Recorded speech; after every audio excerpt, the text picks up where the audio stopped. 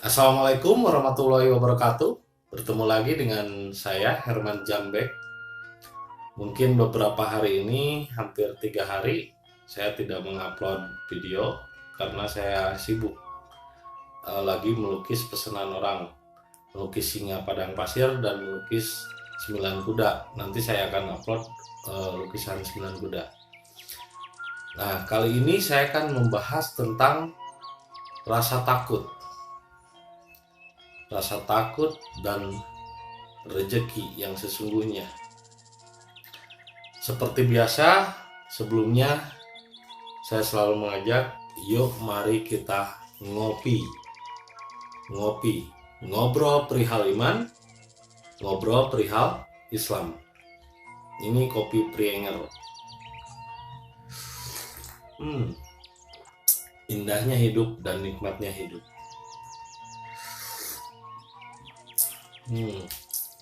Jadi dalam hidup ini kita jangan terlalu banyak dibebani oleh pikiran. Terlalu banyak berpikir membuat orang tertutup rasa dirinya. Kadal pakru ayatunal kufur. Terlalu banyak berpikir membuat orang tertutup rasa dirinya.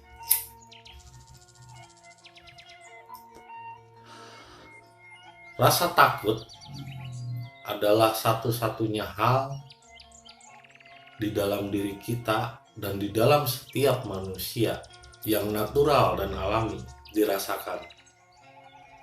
Justru rasa takut akan membuat seseorang menjadi berat hidupnya.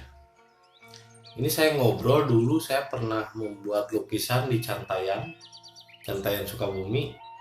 Kebetulan di rumahnya seorang damkar atau militer ABRI di Arab Saudi.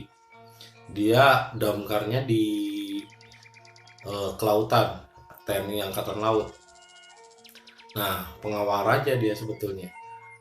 Dia bercerita, suatu saat ketika saya latihan, saya diikat, tangan saya diikat sama tali, tapi simpulnya ada di depan biar bisa dibuka. Tapi tiba-tiba saya diajak naik helikopter dan dibuang di tengah lautan. Nah, beberapa temennya, ada salah satu temennya yang meninggal. Kenapa dia meninggal? Akhirnya setelah diteliti, ketika dia dijatuhkan ke laut dengan tangan terikat oleh tali, ketika dijatuhkan ke laut, masuk ke air, dia panik, rasa takut menyeruak di dalam dirinya. Akhirnya panik. Semakin dia panik, semakin dia tercebur ke dalam air. Jadi ketika dikejeburkan ke dalam air, dia panik. Semakin panik, malah semakin kelelep. Dari situ dia menyadari bahwa ketika orang takut, itu malah membuat berat beban tubuhnya. Malah dia jadi masuk ke dalam laut yang paling dalam.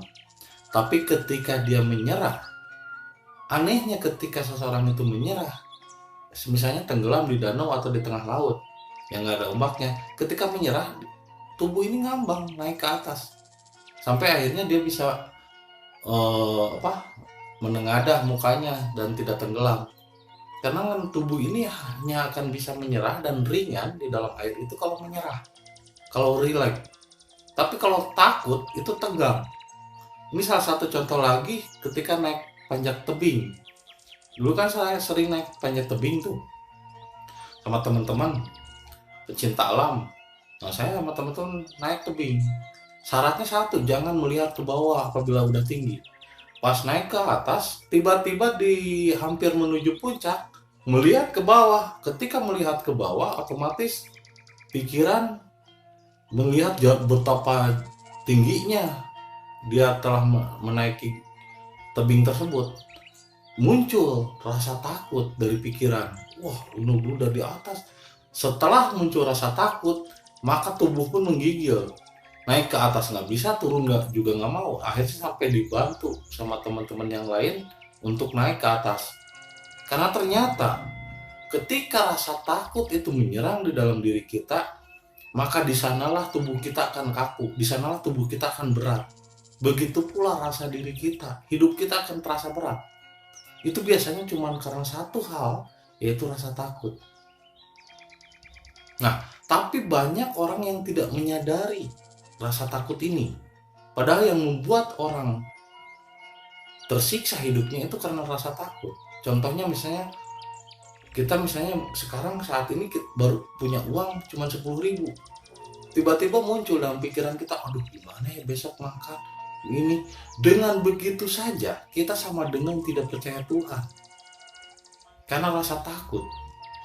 Ini diakui atau tidak, hampir semua pasti ngalamin hal seperti itu. Dan disanalah perlunya yang disebut berserah diri kepada Allah. Jadi berserah diri kepada Allah, kita menyerahkan segala hidup kita kepada Allah. Biarlah Allah yang mengatur. Toh rezeki, hidup, mati diatur sama Allah, bukan diatur oleh pikiran. Tapi tanpa disadari, selama ini hidup kita, nyari rezeki, semuanya diatur oleh pikiran. Sehingga itu sama saja kita tidak memberi ruang kepada Allah untuk ikut partisipasi dalam kehidupan kita. Bagaimana caranya agar Allah meliputi kehidupan kita, menyertai hidup kita? Ya kita harus memberi ruang kepada Allah agar Allah ikut andil dalam kehidupan kita dengan menghilangkan rasa takut. Bahkan dengan takut besok makan apa saja, itu sama dengan tidak percaya Tuhan. Itu sama dengan tidak percaya Allah. Maka menghilangkan rasa takut ini, disadari atau tidak, itu bukan suatu hal yang mudah. Karena kita terbiasa selama hidup kita dirongrong oleh rasa takut. Bahkan kata saya juga, rasa takut besok dapat uang ataupun tidak, itu masih belum percaya Allah secara total, belum menyerah secara total. Makanya udhulu fisil mikafah, masuklah dalam penyerahan diri kepada Allah itu secara totalitas, secara menyeluruh. Jadi hilangkan rasa takut. Dan begitu pun tentang rezeki. Ketika berbicara rezeki, imajinasi pikiran selalu berpikir bahwa rezeki itu adalah benda, uang, harta, dan lain sebagainya. Padahal rezeki yang utama itu paling nomor satu itu adalah silaturahmi. Itu rezeki. Karena bagaimana suatu harta, bagaimana suatu perjanjian, suatu bisnis akan deal kalau tidak ada silaturahmi. Justru menurut saya rezeki itu adalah silaturahmi. Sedangkan harta benda itu adalah efek dari silaturahmi. Rezeki itu silaturahmi, harta benda itu hasil dari rezeki. Bukan rezeki, tapi ketika berbicara rezeki, alhamdulillah, mudah-mudahan besok saya dapat rezeki. Berbicara rezeki bukan berbicara silaturahmi, tapi berbicara benda. Padahal silaturahmi itu adalah rezeki. Persaudaraan itu adalah rezeki. Kesehatan itu adalah rezeki. Bahkan ilmu itu adalah rezeki yang besar. Ilmu dan kesehatan. Silaturahmi, ilmu, kesehatan, itu rezeki yang sangat besar.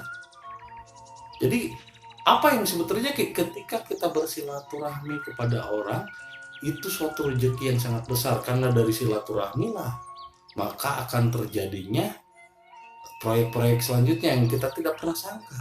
Tiba-tiba misalnya, saya pengen beli lukisan kamu. Atau misalnya, kamu punya potensi apa, ini. Akhirnya terhubung suatu perjanjian bisnis atau apapun. Itu gara-garanya apa? Silaturahmi. Makanya kalau pengen banyak rezeki, banyakin silaturahmi. Dan dasarnya tetap harus ilmu. Karena kalau misalnya mencari rezeki tanpa ilmu, kita tidak punya pengetahuan, tidak punya skill, maka akan sulit kita mendapatkan ilmu. Jadi akan sulit kita mendapatkan harta. Jadi poin terpenting di dunia ini adalah ilmu dulu, karena ilmu itu adalah rezeki. Keahlian itu adalah rezeki. Jadi orang pengen kaya tapi dia tidak mau belajar, ya bagaimana? Orang pengen dapat rezeki tapi dia tidak mau silaturahmi, ya bagaimana akan tercipta akan terjadinya hubungan bisnis? Bagaimana akan terjadinya hubungan mengalirnya materi kalau tidak ada silaturahmi. Jadi menurut saya poin terpenting dari sebuah rezeki adalah silaturahmi. Dan jangan pernah merasa takut, was-was, itu sesuatu yang akan menghalangi rezeki kita. Dan ketika kita ingin kaya, maka belajarlah seperti orang kaya. Bagaimana belajar orang kaya? Adalah memberi. Kebanyakan orang ketika ingin kaya, dia bukan belajar memberi, tapi belajar mendapat. Oh, saya pengen mendapat, saya pengen punya ini, saya pengen punya itu. Ini kalau dalam bahasa Inggris bukan lagi human being, tapi human having. Harusnya yang disebut being itu to be, menjadi. Human to be. Manusia yang menjadi, hanya menjadi salurannya, menjadi terminalnya, menjadi titipan Allah. Menjadi, bukan having, ingin menguasai, ingin mendapat. Pada umumnya ketika berbicara harta saja, harta itu bukan rezeki, sebetulnya harta itu akses dari rezeki, hasil dari rezeki. Ketika ingin mendapatkan harta saja, kita itu lebih banyak ingin mendapat daripada memberi. Padahal fitrahnya harta yang kita miliki itu sama seperti ketika fitrahnya tubuh. Kalau kita makan sesuatu dari luar, pasti kita butuh berak. Nah, coba kalau misalnya kamu makan terus nggak berak, bagaimana? Apa yang akan terjadi? 2 hari kamu nggak berak, pasti masuk rumah sakit dan terjadi sakit. Pasti akan terjadi sakit. Karena apa? Karena fitrahnya hidup. Kalau kamu makan harus berak. Sama halnya ketika kamu mendapatkan benda, uang, itu pasti kamu harus memberi. Ini pada umumnya orang pengen mendapat materi, pengen mendapat benda, tapi tidak mau memberi kepada orang lain. Bahkan mungkin memberinya cuma 2%, 3%. Bahkan nggak ingat untuk memberi kepada orang lain. Pengennya agar orang melihat dia kaya aja, dia mendapat, tapi tidak mau memberi. Ini seperti makan tapi tidak mau berak, maka jadilah sakit. Itu pun yang terjadi pada banyak orang yang di sini, kasus-kasus. Banyak lah. Orang udah jadi kiai, merasa hebat, banyak pengikut. Punya ini, punya itu, punya helikopter. Teriak-teriak. Padahal nggak perlu Allah itu teriak-teriak, Allah maha mendengar kok. Dia udah punya banyak harta, tapi lupa memberi. Akhirnya jadilah penyakit. Radang tenggorokan, kanker tenggorokan, dan lain sebagainya. Artinya, itu nikmat Allah, dia makan tapi dia kurang memberi. Ya banyak kasus lah. Sekarang juga ada beberapa artis yang begitu, banyak makan, memperlihatkan bahwa dirinya kaya, tapi dia mungkin kurang memberi. Akhirnya terjadilah sakit. Karena apa? Ya itu fitrahnya hidup. Kalau kamu ingin sehat, ketika makan minimal 40%, 50% dari yang kita makan itu jadi berak. Lah ini 10%-nya aja enggak. Terkadang justru kita lebih banyak mendapat daripada memberi. Kenapa dia lebih banyak mendapat daripada memberi? Ketika memberi ada rasa takut. Waduh, kalau saya memberi, saya takut habis nih uang. Justru terbalik, ketika dia memberi, uang makan semakin banyak lagi. Kalau untuk harta benda, maka kita harus memposisikan diri kita sebagai tukang parkir. Lihat tukang parkir, datang mobil mewah, BMW, Lamborghini, dan lain sebagainya. Dia tidak senang, biasa saja. Ngerokok dan ngopi biasa saja seadanya. Ketika mobil Lamborghini-nya pada nggak ada, BMW-nya nggak ada, dia juga tidak sedih. Karena apa? Karena dia merasa itu bukan miliknya, itu hanya titipan. Sama seperti halnya harta. Jangan pernah menganggap harta itu milik kita, tapi titipan dari Allah kepada kita. Maka ketika kita makan harus berak. Kalau nggak berak, jadilah sakit. Kanker tenggorokan lah, ginjal di tenggorokan lah, ini, itu, dan lain sebagainya. Karena itu fitrahnya hidup. Ya banyaklah contoh kasus gitu. Jadi saya bukan ngomongin tuh, saya membicarakan tentang contoh seperti misalnya Arifin Ilham ataupun sekarang artis Raffi Ahmad lagi ngetren, wah duitnya banyak kan. Kita nggak pernah tahu tiba-tiba kenapa dia sakit tenggorokan, dia kanker atau apa. Kita nggak pernah tahu. Padahal kalau kita mengetahui tentang inti kehidupan, bahwa dalam tubuh kita ini adalah suatu sistem, suatu hukum. Kita nggak bisa keluar dari tubuh. Kita nggak bisa keluar untuk menceritakan sesuatu. Kita tidak bisa keluar dari diri. Keluar dari diri murtad, keluar dari diri kufur. Kita segala sesuatu harus mencontoh kepada diri kita. Apa yang kita makan pasti harus berak. Kalau nggak berak, jadilah sakit. Jadi percuma mendapat harta banyak, tapi tiba-tiba nikmatnya dicabut. Sakit, meninggal, dan lain sebagainya. Itulah sia-sia. Banyak orang yang sekarang lalai. Makanya janganlah kamu sholat dalam keadaan lalai. Lalai di sini dia tidak sadar diri. Janganlah kamu sholat dalam keadaan mabuk. Mabuk di sini dia tidak sadar bahwa apa yang kita dapat harus dikeluarkan sebagiannya sebagai kotoran. Makanya disebut zakat, makanya disebut infak, untuk membersihkan dari rezeki yang kita dapat. Tapi lagi-lagi yang muncul di dalam pikiran kita adalah takut. Rasa takut, takut miskin, takut susah, takut habis uangnya. Itu fenomenal yang banyak dirasakan semua manusia. Padahal rasa takut justru mengurangi iman kita kepada Allah, menjauhkan diri kita kepada Allah. Jangan pernah punya rasa takut. Beranilah dalam hidup, jangan takut. Biasanya rasa takut ini disadari ataupun tidak, selalu menggerogoki hidup kita. Semakin takut, seperti yang contoh teman saya itu, seorang TNI Angkatan Laut di Arab Saudi, ketika rasa takut datang kepada dirinya, dia tenggelam di dalam lautan semakin dalam. Karena takut itu ternyata jadi beban. Itu aneh kan, hukum alam.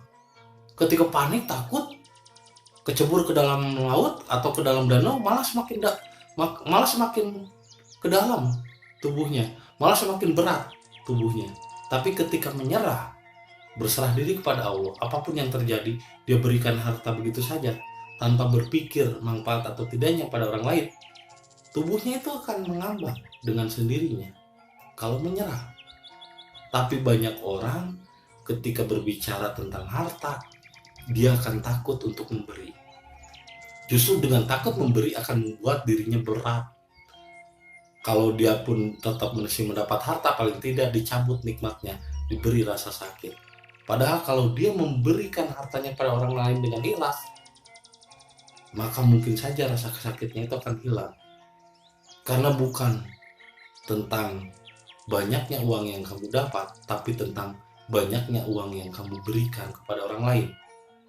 Karena harta yang kita miliki sesungguhnya bukanlah apa yang kamu dapat, tapi justru apa yang kamu berikan kepada orang lain, yang bermanfaat bagi orang lain.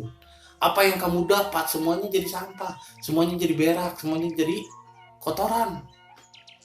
Tapi pada umumnya orang yang disebut ingin kaya itu ingin menguasai, ingin serakah. Makanya kenapa bayi ketika lahir mengepal tangannya begini, karena fitrahnya manusia itu serakah, pengen menguasai, tidak mau berbagi dengan orang lain. Karena apa? Karena rasa takut. Maka pentinglah di sini kiranya kita belajar untuk mengendalikan rasa takut. Kita tidak bisa mengendalikan rasa takut. Hanya Allah yang bisa mengendalikan nafsu. Hanya Allah yang bisa mengendalikan rasa takut itu. Maka serahkan kepada Allah. Islam kepada Allah. Berserah dirilah hanya kepada Allah. Dan ingat, rezeki itu bukan tentang benda. Rezeki itu adalah silaturahmi, ilmu, dan kesehatan. Apalah artinya benda, banyak harta benda, kalau diambil kesehatannya dan diambil nyawanya sama Allah. Karena apa? Karena dia tidak bersyukur atas rezeki yang didapatkannya. Dia hanya mendapat tapi kurang memberi.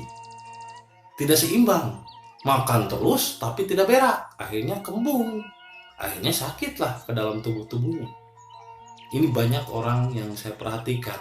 Bukan membicarakan orang tapi sebagai contoh. Bahwa banyak orang yang tidak sadar saat ini. Banyak mendapat tapi kurang memberi. Dan kurang memberi karena rasa takut akan habis hartanya. Padahal lebih takut lagi kalau dicabut nyawanya oleh Allah atau dicabut kesehatannya oleh Allah. Maka itu suatu hal yang lebih mengerikan. Maka bersyukurlah selalu kepada Allah. Jangan pernah takut untuk memberi. Dan untuk mendapatkan rezeki yang lebih banyak, banyaklah silaturahmi. Kalau kurang ilmu, belajarlah yang banyak. Karena untuk mendapatkan rezeki itu harus dengan ilmu dan kesehatan. Itu lebih dari rezeki apapun. Menurut saya, emas satu gunung pun tidak akan berguna jika kita punya kanker. Karena kanker itu bukan sakit fisik, bukan sakit dari fisik, tapi sakit dari mental, sakit dari pikiran kita yang kurang memberi karena rasa takut. Maka belajarlah memberi. Hilangkan rasa takut. Hilangkan takut miskin, hilangkan takut habis uang. Pelajarilah diri kita, jangan keluar dari diri. Terima kasih. Semoga videonya bermanfaat meskipun singkat. Kata-katanya yang penting bukan dipelajari tapi diamalkan. Bukan dipahami tapi diamalkan, dipraktekkan. Semoga apa yang saya sampaikan bermanfaat dan menjadi hidayah buat kita semua. Terima kasih. Assalamualaikum warahmatullahi wabarakatuh.